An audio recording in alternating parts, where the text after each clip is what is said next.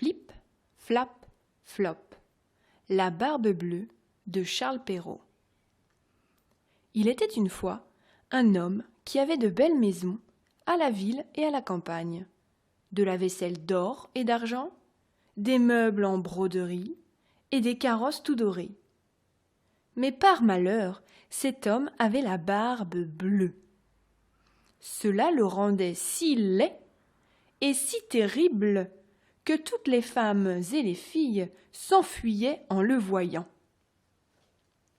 Une de ses voisines, dame de qualité, avait 2 filles parfaitement belles. Il lui en demanda une en mariage et lui laissa le choix de celle qu'elle voudrait lui donner. Elle n'en voulait point toutes les 2 et se le renvoyait l'une à l'autre, ne pouvant se décider à prendre un homme qui eut la barbe bleue.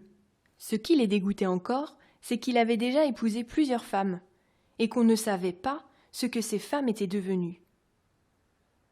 La barbe bleue, pour faire connaissance, les mena avec leur mère et 3 ou 4 de leurs meilleurs amis et quelques jeunes gens du voisinage à une de ces maisons de campagne, où on demeura 8 jours entiers. Ce n'était que promenade, que parties de chasse et de pêche, que danses et festins, que collations. On ne dormait point, et on passait toute la nuit à se faire des malices les uns aux autres. Enfin, tout alla si bien que la cadette commença à trouver que le maître du logis n'avait plus la barbe si bleue, et que c'était un fort honnête homme. Un homme très agréable avec de bonnes manières. Dès qu'on fut de retour à la ville, le mariage se conclut. Bravo, bravo. Au bout d'un mois, la barbe bleue dit à sa femme qu'il était obligé de faire un voyage en province de 6 semaines au moins, pour une affaire importante. Il la priait de se bien divertir pendant son absence, qu'elle fit venir ses bonnes amies, qu'elle les menât à la campagne si elle voulait, et que partout elle fit bonne chère. « Voilà, lui dit-il, les clés des 2 grands garde-meubles. Voilà celle de la vaisselle d'or et d'argent qui ne sert pas tous les jours. Voilà celle de mes coffres forts où est mon or et mon argent. Voilà celle de mes petits coffres où sont mes pierres. Et voilà le passe-partout de tous les appartements. Pour cette petite clé-ci, c'est la clé du cabinet au bout de la grande galerie de l'appartement bas. Ouvrez tout, allez partout, mais pour ce petit cabinet, je vous défends d'y entrer. Je vous l'interdis. Et, si vous l'ouvrez quand même, attendez-vous à ce que je me mette très en colère. » Elle promit d'observer exactement tout ce qui lui venait d'être ordonné. Et lui, après l'avoir embrassée, il monte dans son carrosse et part pour son voyage. Les voisines et les bonnes amies n'attendirent pas qu'on les invite pour aller chez la jeune mariée, tant elles avaient d'impatience de voir toutes les richesses de sa maison, n'ayant osé y venir pendant que le mari y était, à cause de sa barbe bleue qui leur faisait peur. Les voilà aussitôt à parcourir les chambres, les cabinets, les garde-robes, toutes plus belles et plus riches les unes que les autres. Elles montèrent ensuite au garde-meubles où elles ne pouvaient assez admirer le nombre et la beauté des tapisseries, des lits, des sofas, des cabinets, des guéridons, des tables et des miroirs où l'on se voyait depuis les pieds jusqu'à la tête, et dont les bordures, les unes de glace, les autres d'argent et de vermeil doré, étaient les plus belles et les plus magnifiques qu'on eût jamais vues. Elles ne cessaient d'exagérer et d'envier le bonheur de leur amie, qui, cependant, ne se divertissait pas à voir toutes ces richesses, à cause de l'impatience qu'elle avait d'aller ouvrir le cabinet de l'appartement bas. Sa curiosité fut si forte qu'elle ne pensa même pas qu'il était mal poli de quitter ses amis. Elle descendit jusqu'au cabinet par un escalier secret, et si vite qu'elle crut qu'elle allait tomber 2 ou 3 fois. Étant arrivée à la porte du cabinet, elle s'y arrêta quelque temps, songeant à la défense que son mari lui avait faite, en considérant qu'il pourrait lui arriver malheur d'avoir été désobéissante. Mais la tentation était si forte qu'elle ne put la surmonter.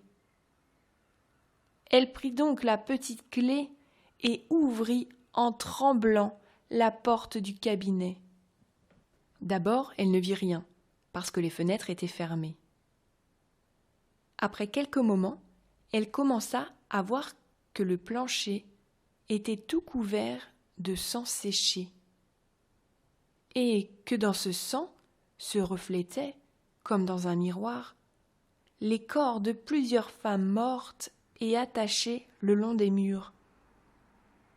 C'étaient toutes les femmes que la Barbe-Bleue avait épousées et qu'il avait égorgées l'une après l'autre. Elle pensa mourir de peur, et la clé du cabinet qu'elle venait de retirer de la serrure lui tomba de la main. Après avoir un peu repris ses esprits, elle ramassa la clé, referma la porte et monta à sa chambre pour se remettre un peu. Mais elle n'en pouvait venir à bout, tant elle était bouleversée.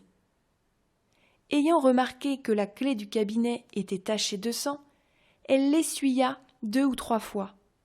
Mais le sang ne s'en allait point. Elle eut beau la laver et même la frotter avec du sablon et avec du grès, il y demeura toujours du sang, car la clé était fée, et il n'y avait pas moyen de la nettoyer tout à fait. Quand on ôtait le sang d'un côté, il revenait de l'autre. La Barbe-Bleue revint de son voyage dès le soir même, et dit qu'il avait reçu des lettres dans le chemin qui lui avaient appris que l'affaire pour laquelle il était parti venait d'être terminée à son avantage. Sa femme fit tout ce qu'elle put pour lui témoigner qu'elle était ravie de son prompt retour. Le lendemain, il lui redemanda les clés, et elle les lui donna, mais d'une main si tremblante qu'il devina sans peine tout ce qui s'était passé. « D'où vient, lui dit-il, que la clé du cabinet n'est point avec les autres ? » « Il faut, dit-elle, que je l'ai laissée là-haut sur ma table. »« Ne manquez pas, dit la Barbe-Bleue, de me la donner tout à l'heure. » Après plusieurs remises, il fallut apporter la clé. La Barbe-Bleue, l'ayant considérée, dit à sa femme : « Pourquoi y a-t-il du sang sur cette clé ? » « Je n'en sais rien, répondit la pauvre femme, plus pâle que la mort. « Vous n'en savez rien, reprit la Barbe-Bleue. Je le sais bien, moi. Vous avez voulu entrer dans le cabinet. Eh bien, madame, vous y entrerez, et irez prendre votre place auprès des dames que vous y avez vues. » Elle se jeta aux pieds de son mari, en pleurant et en lui demandant pardon, avec toutes les marques d'un vrai repentir de n'avoir pas été obéissante. Elle aurait attendri un rocher, belle et désespérée comme elle était. Mais la Barbe-Bleue avait le cœur plus dur qu'un rocher.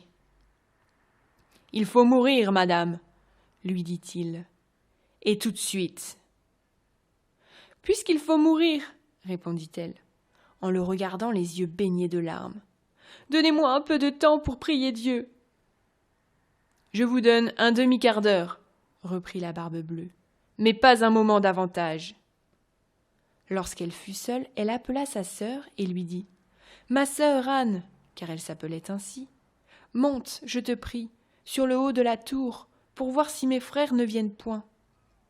Ils m'ont promis qu'ils me viendraient voir aujourd'hui.